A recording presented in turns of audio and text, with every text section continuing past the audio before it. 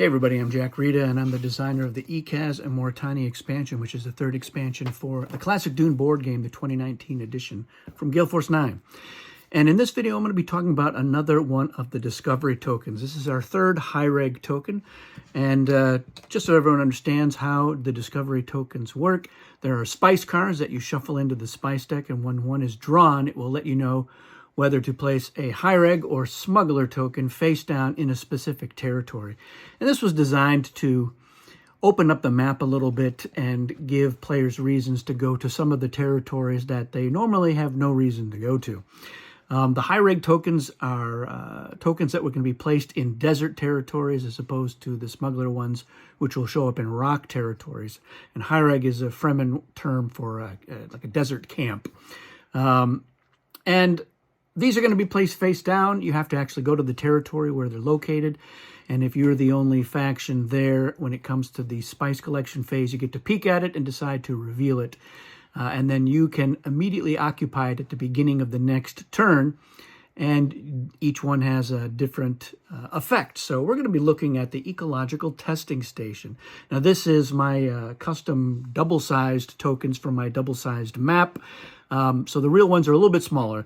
But the way the Ecological Testing Station works, and there's a little clue here in the iconography at the bottom, but it has to do with the storm. So when the storm moves, you can decide, if you are the occupant of this testing station, whether to have it move one extra sector or one fewer sector.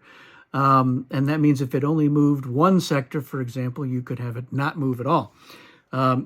It is overridden by weather control, though. So if somebody does play weather control, you ignore all effects on the Ecological Testing Station. So this can have a very big impact on the game. This is actually one of my favorite discovery tokens in the whole expansion because, first of all, you can make sure that the storm is covering a stronghold where you have your forces and nobody can harm you there and come in and battle you.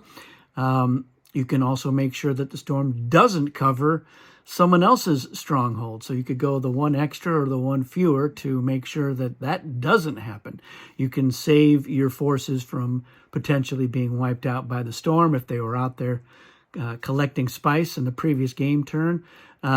Or make sure that you do wipe out someone else's forces. They're like, oh, it didn't move far enough. Well, it's going to move one more, and now they're destroyed.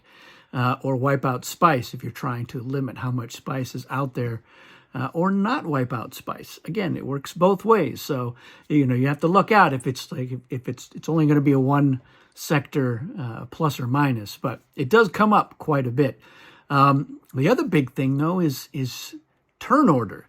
Turn order is determined by the location of the storm. So if you can get it to go that one extra sector to ensure that you're last or that somebody else is first, or one fewer, if it was going to move and you're like, oh no, it's gone too far, I can scoot it back one. So yeah, it's a minor effect, but with big ramifications. So the impact on the Ecological Testing Station is a big deal.